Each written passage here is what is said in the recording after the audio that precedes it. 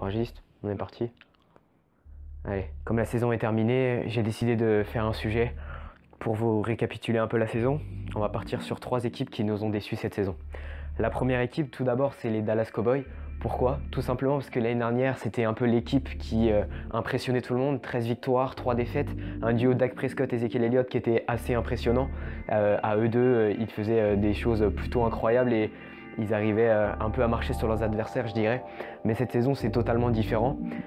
Pourquoi? Déjà, on sentait en fin de saison dernière que la défense, c'était un peu leur point faible. Et à la fin de l'intersaison, on a vu que beaucoup de joueurs étaient partis, notamment des piliers de leur ligne offensive et également de leur défense. On pense notamment à quelques cornerbacks qui sont partis. Malheureusement, ils n'ont pas réussi à se renforcer cette saison et on sent tout de suite qu'en début de saison, ils ont un peu de mal à rentrer dans le jeu. Après, on constate notamment avec Dak Prescott qui fait quelque chose de totalement différent par rapport à la saison dernière et on l'a senti beaucoup plus en difficulté en novembre quand Ezekiel Elliott était suspendu.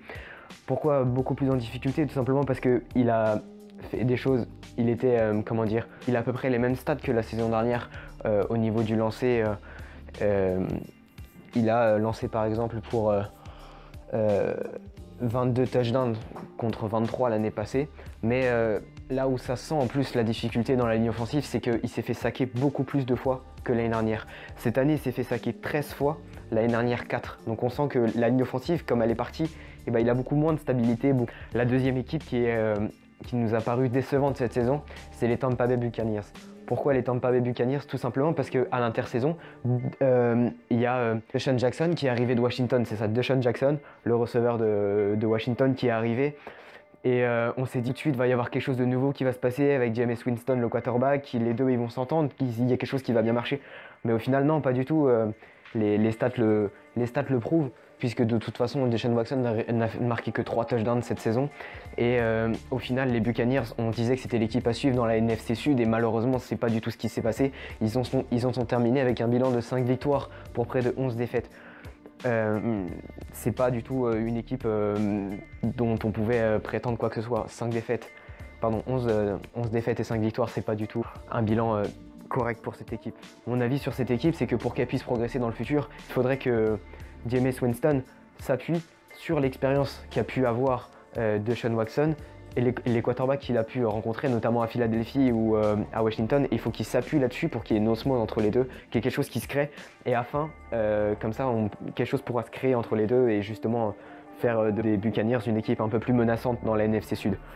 La troisième équipe, c'est les Giants de New York. Pourquoi les Giants de New York? Parce qu'ils ont réalisé le deuxième pire bilan de victoire derrière les Browns de Cleveland qui, eux, n'ont gagné 0 match. Ils en ont gagné que 3.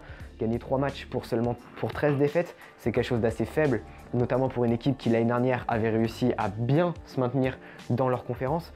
Et ce qui est surtout à noter, c'est que les Giants, ils ont perdu beaucoup de joueurs. On pense notamment à O.J. Beckham qui s'est blessé en début octobre jusqu'à la fin de la saison. Mais le problème, c'est que surtout, ils ont commencé leur début de saison avec 5 défaites de suite. 5 défaites qui leur ont coûté leur saison, entre guillemets. Les Lions, les Eagles, les Buccaneers, les Cowboys et les Chargers. C'est les 5 équipes contre lesquelles ils ont perdu. C'est normalement pas ce qui arrive quand vous voulez prétendre à dominer votre conférence, la NFC West. Et puis c'est surtout quelque chose d'assez difficile puisque cette année, les Eagles ont survolé à peu près la NFC West et ont même gagné le Super Bowl. Et ce sera d'autant plus compliqué dans les années à venir, avec notamment les Cowboys qui peuvent revenir. Et les Eagles, évidemment, qui sont de plus en plus forts chaque saison et avec leur titre au Super Bowl, seront aussi menaçants la saison prochaine. Voilà, c'était 3 équipes qui nous ont assez déçus cette saison. Merci à tous d'avoir regardé la vidéo. Je vous dis à très vite. Pensez à vous abonner, nous rejoindre sur les réseaux sociaux. Et encore merci de nous avoir suivis.